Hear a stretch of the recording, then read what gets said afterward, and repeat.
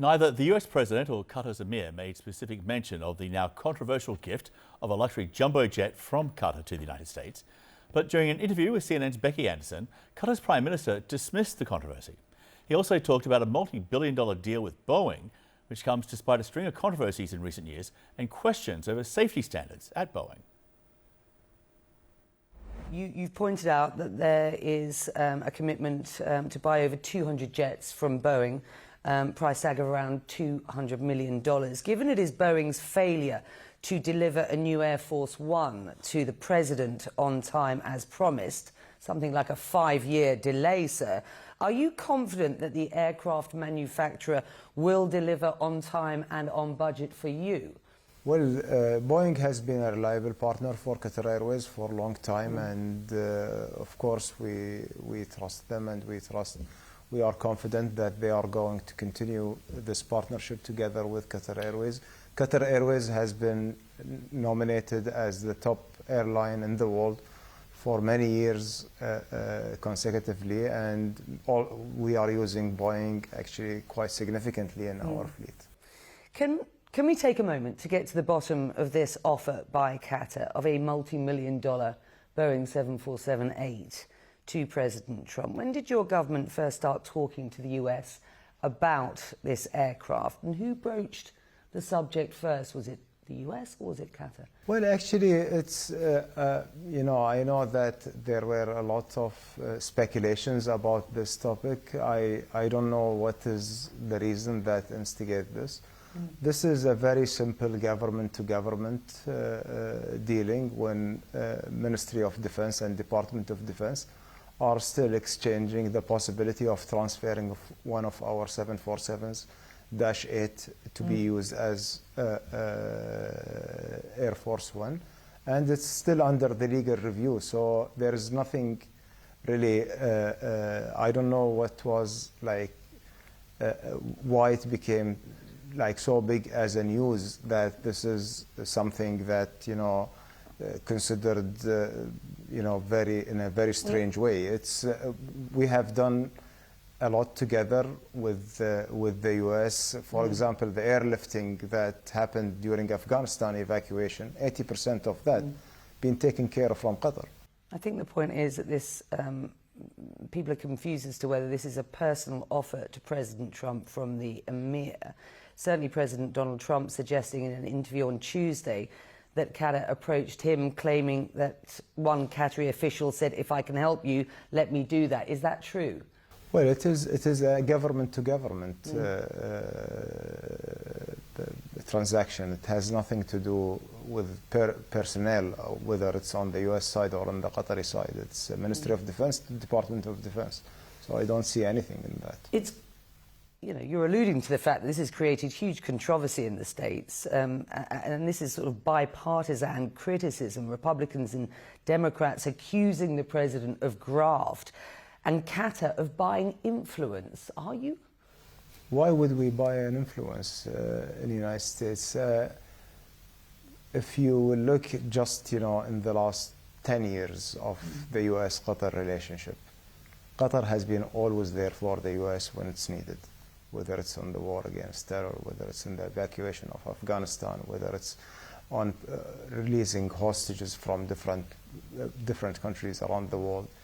And Qatar has been always a reliable partner for the US, has been always stepping up to help and to support the US, because we believe that this friendship needs to be mutually beneficial for both countries. It cannot be a one-way relationship. Can we talk about Syria? Sure.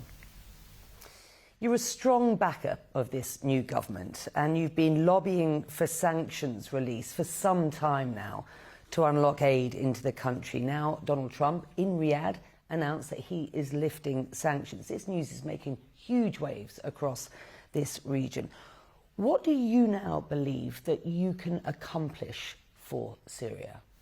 Well, I think, first of all, the Syrian people deserve to live a dignified life. And basically, the sanctions were imposed on Assad regime, given his behavior against his own people. And now, if the sanctions remained as they were, how we will be able to help the Syrian people to change their situation and to get out of the consequences of the civil war that they had and they've been through in the last 12 years maybe. So lifting the sanction, we believe it is the right step moving forward. Now, there are a lot of questions being raised about, okay, how do we know the current government, what's about their background? Everyone has these questions, and these are legitimate questions since it's a new government. And given this background, of course, we have no knowledge about this government until they became in power.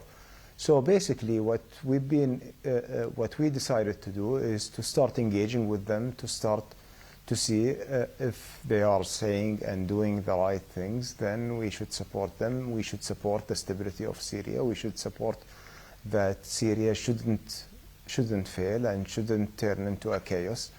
And basically, what we've been hearing and what we've been seeing until now, we've been hearing the right things. Of course, there will be downsides from time to time. There will be some mistakes happening here and there, and this is a country which is getting out of civil war after a long time. So we believe disengaging is going to be the biggest mistake, will leave us with just one option, chaos.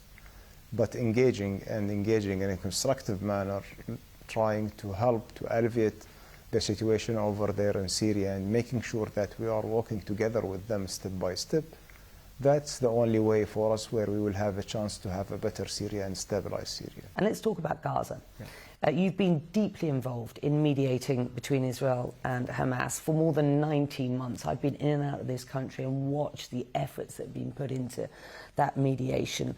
There's a high-level Israeli delegation here today. Steve Witkoff is here, Donald Trump's Middle East envoy, and his chief hostage negotiator, Adam Boehler. What can you tell us about any progress in those talks, the indirect talks, of course, with Hamas here?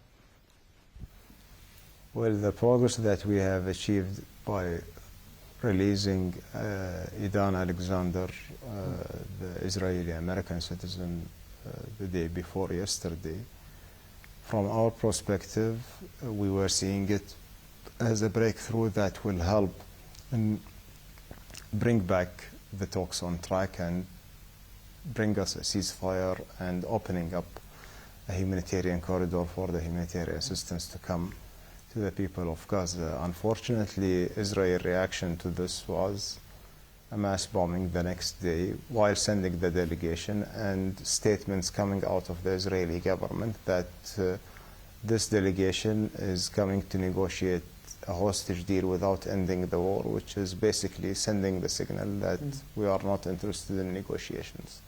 This was a bad signal, and we have highlighted this concern to the Israelis, and we told them that we need to engage in a meaningful negotiations that making sure that returns all the hostages safely and ending the war in Gaza and making sure that the humanitarian suffering is lifted from Gaza.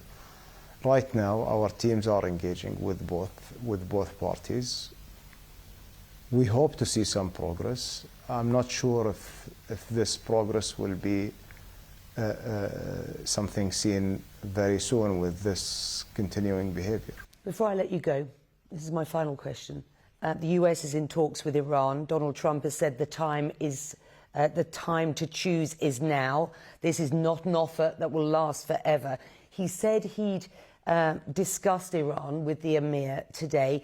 Did he share what that US offer to Iran looks like? Are they close to a deal? And he talked about how the Emir has been a great help.